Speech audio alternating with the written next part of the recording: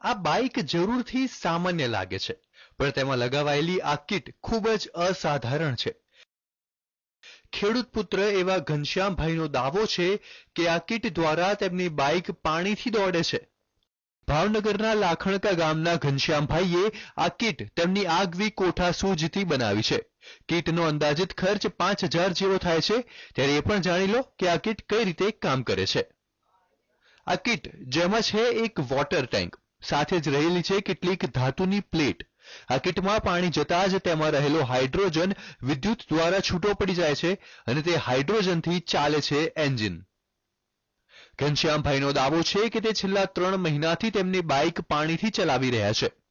અને આ કિટ અમને એવું લાગ્યું કે અહીંયા એમ નોખી નોખી ટેકનોલોજી કરતા હોય તો એમ થયું કે આપણે જો આ પેટ્રોલની જગ્યાએ પાણી ઉપયોગમાં આવી જતું હોય અને ગાડી એવરેજમાં ફારફેર થતો હોય તો લાવોને કંઈક આવું સંશોધન કરીએ. અને એ પ્રમાણે મેં આનું સંશોધન કર્યું ને બધું અલગ અલગ જગ્યાએથી બધી મેટલો લાવીને ફિટ કરી અને એમાં અમે સફળતા. પેટ્રોલ અને ડીઝલ જેવા ઈંધણનો ભાવ આસમાને પહોંચ્યો છે, ત્યારે પાણી દ્વારા ચાલતી બાઇકના સંશોધનને ઓટોમોબાઈલ ક્ષેત્ર માટે જોડાયેલા લોકો બિરદાવી રહ્યા છે. તો સાથે જ આ સંશોધનના દાવાને યોગ્ય ઠેરવી રહ્યા છે, જ્યારે ગ્રામજનો પણ ઘનશ્યામભાઈના દાવાને સમર્થન આપી રહ્યા છે. ઘનશ્યામભાઈની ગાડી પાણીથી ચાલતી મેં જોઈ, તપાસ કરી અને ટેકનિકલ રીતે મને ખબર હતી ગાડીની અને કીટની બંનેની, એટલે મેં તપાસ કરી. પાણીથી ખરેખર ગાડી હાલે છે.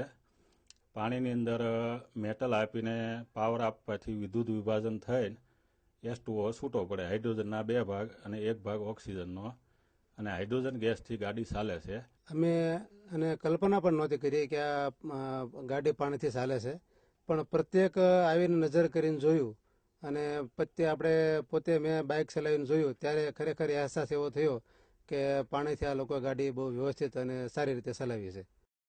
નવાઈની વાત તો એ પણ છે કે પાણીથી ચાલતા બાઇકની એવરેજ પણ ખૂબ જોરદાર છે. દાવો તો એવો કરવામાં આવ્યો છે કે 500 મિલીલીટર પાણીમાં 140 થી 160 કિલોમીટર બાઇક ચાલે છે. ઓટોમોબાઈલ ક્ષેત્રના શિક્ષણવિદો માને છે કે આવનારા સમયમાં ઈંધણની અછત સર્જાવાના કિસ્સામાં આ સંશોધન ખૂબ જ મદદરૂપ થઈ શકે તેવું છે. ઓછું શિક્ષણ અને વ્યવસાય ખેતીવાડી, તેમ છતાં આગવી કોઠાસૂઝ અને મિત્રો સાથેના મનોમંથન બાદ બનાવાયેલી આ કિટ ચમત્કાર સર્જી શકે તેવી છે.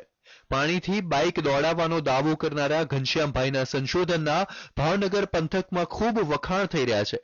આ સંશોધન પાછળ જો હજી વધુ મહેનત કરવામાં આવે તો ખરા અર્થમાં દેશભરમાં ઓટોમોબાઈલ ક્ષેત્રે ક્રાંતિ સર્જી શકાય તેમ છે. અજીત ગઢવી, TV9, ભાવનગર.